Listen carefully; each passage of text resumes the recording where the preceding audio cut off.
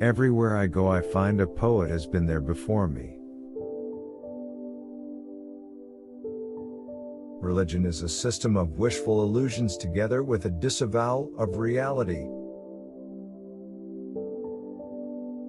Life, as we find it, is too hard for us. It brings us too many pains, disappointments, and impossible tasks.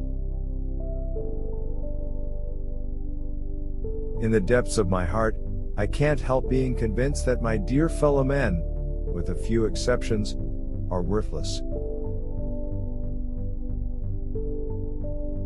Neurotics complain of their illness, but they make the most of it, and when it comes to taking it away from them, they will defend it like a lioness her young. Words are capable of arousing the strongest emotions and prompting all men's actions. The ego is not master in its own house. The voice of the intellect is a soft one, but it does not rest until it has gained a hearing. The ego refuses to be distressed by the provocations of reality, to let itself be compelled to suffer.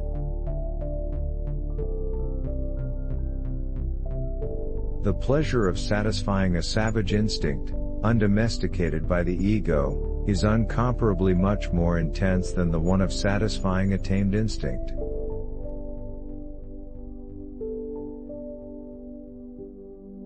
Where it was, their ego shall be. In mourning, it is the world which has become poor and empty. In melancholia, it is the ego itself. One might compare the relation of the ego to the id with that between a rider and his horse. It is easy to see that the ego is that part of the id which has been modified by the direct influence of the external world.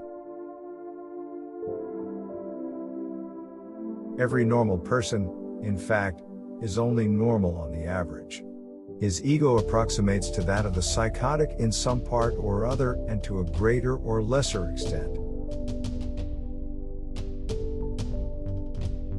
Analysis does not set out to make pathological reactions impossible, but to give the patient's ego freedom to decide one way or another. Children are completely egoistic. They feel their needs intensely and strive ruthlessly to satisfy them.